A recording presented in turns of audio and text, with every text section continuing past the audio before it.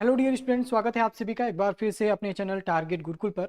आज हम देखेंगे Lucknow university entrance exam 2024 PG economics के बारे में कि यहाँ पर क्या सीट्स रहेंगी, आपकी सीट नंबर ऑफ सीट्स कितनी है, क्या आपकी पर सेमेस्टर फीस लगेगी और आपका सिलेबस क्या है, कोर्स की ड्यूरेशन यहाँ पर क्या रहेगी। ठीक है, तो बेसिक यहाँ पर वीडियो रहने वाली है। मेन जो पॉइंट है, आपका बच्चे कंफ्यूज होते हैं सर सीट्स कितनी है और इसका सिलेबस क्या रहेगा, सब पर एक एक करके यहाँ पर चर्चा करेंगे।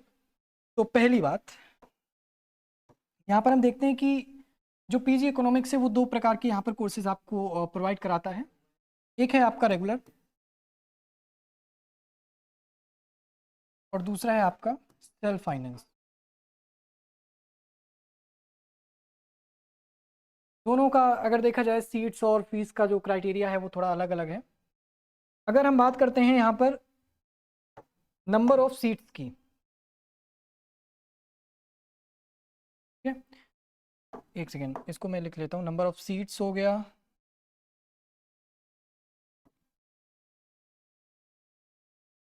कोर्स ड्यूरेशन, फीस, सीट्स यहाँ पर अगर देखा जाए रेगुलर में आपकी टोटल है 120। सेल्फ फाइनेंस की बात करें तो 60 सीट है। कोर्स ड्यूरेशन यहाँ पर आपका 4 सेमेस्टर है, ठीक है, यानी कि 2 इयर्स। और ये जो है ये सेल्फ फाइनेंस के लिए भी आपका यहाँ पर अप्लाई होगा सेम। फीस की अगर हम बात करें, फीस को लेकर बच्चे रहते हैं यहाँ पर, जो पर सेमेस्टर आपकी फीस पड़ेगी वो आपकी रेगुलर में पड़ेगी जाके 4120 रुपये, और सेल्फ फाइनेंस की अगर बात करें तो यहाँ पर पड़ेगी 9080।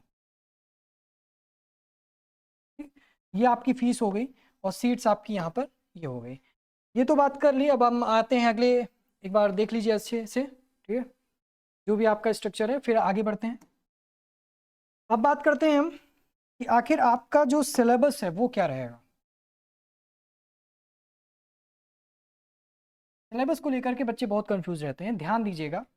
सिलेबस के इसके लिए लखनऊ विश्वविद्यालय कोई पर्टिकुलरली यहाँ पर आपका जारी नहीं करता है कि भाई आपका ये सिलेबस रहेगा, जैसे यूजी एंट्रेंस एग्जाम के लिए होता है वैसा नहीं होता है।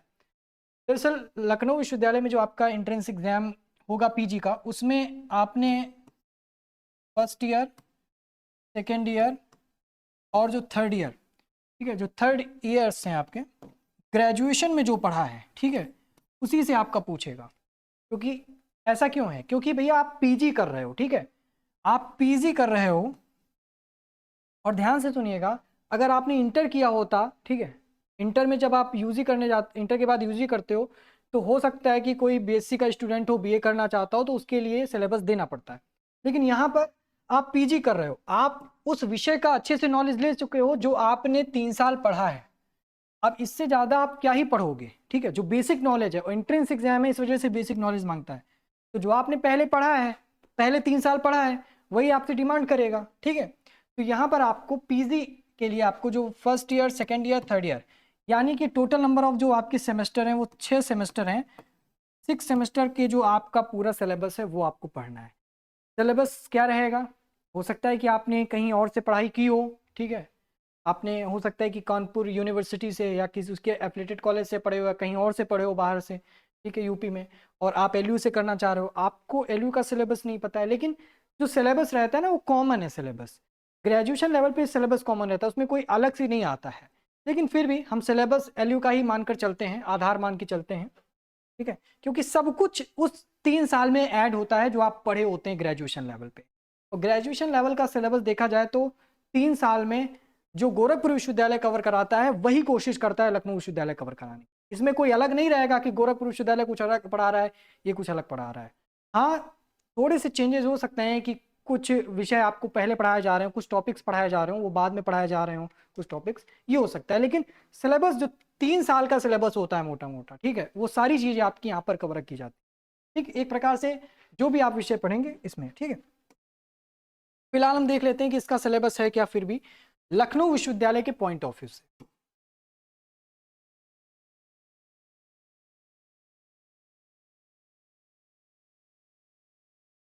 और जो भी सिलेबस है आपका, आप इसे बहुत ही ध्यान से देखिएगा, ठीक है, और कोशिश करिएगा कि कोई भी टॉपिक आपका यहाँ पर मिस ना हो सके, ठीक है। जरा सा मैं आपको थोड़ा सा चीज़ें क्लियर कर देता हूँ बस, वरना पूरा सिलेबस बताने में तो मेरा पूरा टाइम आप कह सकते हैं कि रात हो जाएगी, ठीक है। फिलहाल हम आते हैं अपने टॉपिक पे। सिलेबस देखिए, और इसी सिलेबस पैटर्न के अकॉर्डिंगली आपका जो भी रहेगा एंट्रेंस एग्जाम में भी पूछेगा, ठीक है। ये आपका first, second, third, fourth, fifth, six, ठीक है, सेवन्थ आप ये हटा दो, ठीक है, बाकी का आप हटा दो। आपको बस 6 सेमेस्टर तक ही यहाँ पर ध्यान में रखना है। अब ध्यान दीजिए, लखनऊ विश्वविद्यालय में फर्स्ट सेमेस्टर में आपका माइक्रो इकोनॉमिक्स, ठीक है, माइक्रो इकोनॉमिक्स सेकंड आपका सेकंड सेमेस्टर में आएगा पहले पेपर में, ठीक।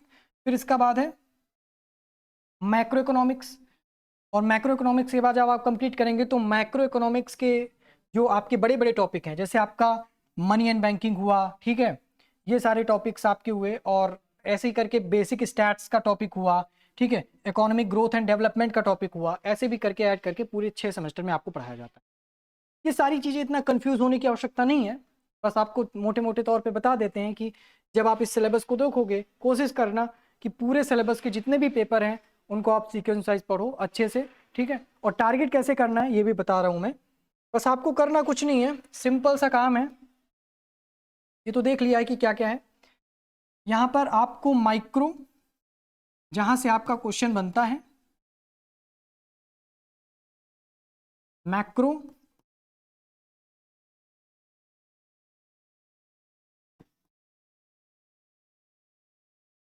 Indian economy,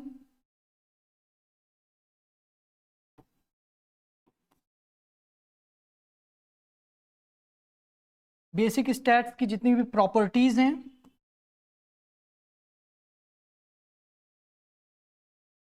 properties basic stats की बहुत ही ज़्यादा इंपॉर्टेंट है, ठीक है।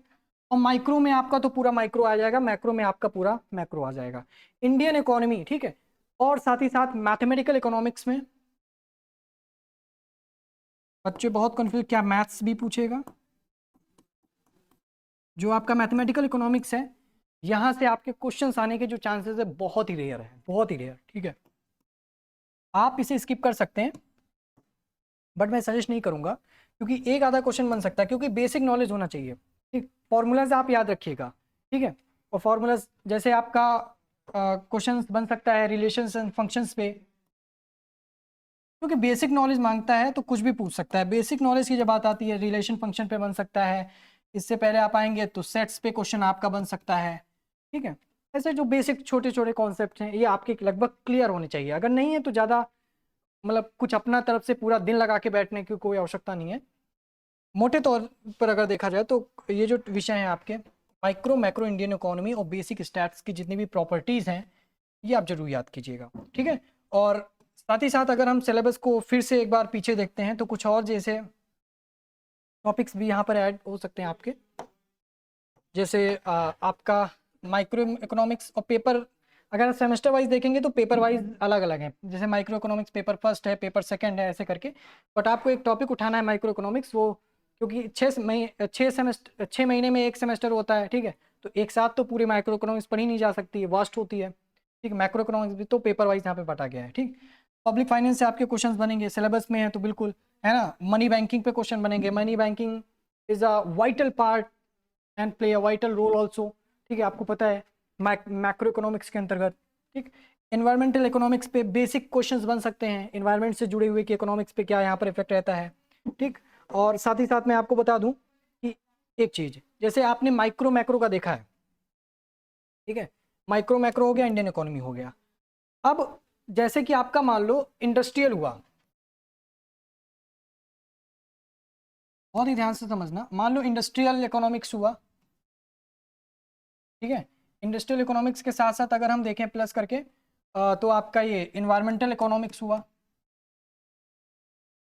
ठीक है। एनवायरमेंटल इकोनॉमिक्स यहाँ पे क्या करना है, यहाँ पे एक काम कर सकते हैं, थोड़ा सा बेसिक नॉलेज देते हुए जितनी भी इंपॉर्टेंट थेरीज हैं, ठीक है, उनको आप जरूर देख लीजिएगा। इंपॉर्टेंट थेरीज किसने दी हैं, ठीक है, किसने दी है, कब दी है, ठीक है, वो किस टॉपिक से यहाँ पर बिलोंग करती है, जितनी भी थेरीज हैं आप उन्हें जरूर पढ़िएगा, ठीक।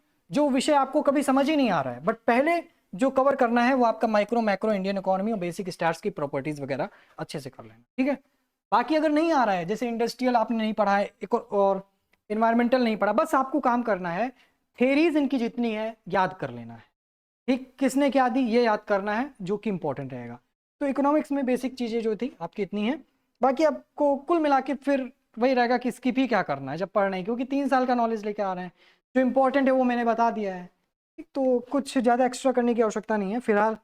वही करते हैं भैया कि समय है तो उस चीज़ को ध्यान में रखते हुए जो चीज़ें हैं यहाँ पर आप अपने अकॉर्डिंग सेलेक्ट कर सकते हैं। Micro macro Indian economy basic stats की प्रॉपर्टीज़ को तो ड्रॉप करना ही नहीं है, फिलहाल के लिए इतना ही। तो मिलते हैं नेक्स्ट वीडियो में। आप किस कोर्स से यहाँ पर एमए करना चाहते हैं लखनऊ विश्वविद्यालय में, जो बताइएगा कमेंट करके, उस पर वीडियो हम जल्द ही लाएंगे, ठीक है। आई होप वीडियो आपकी हेल्पफुल आपको लगी होगी, ठीक है। Thank you so much.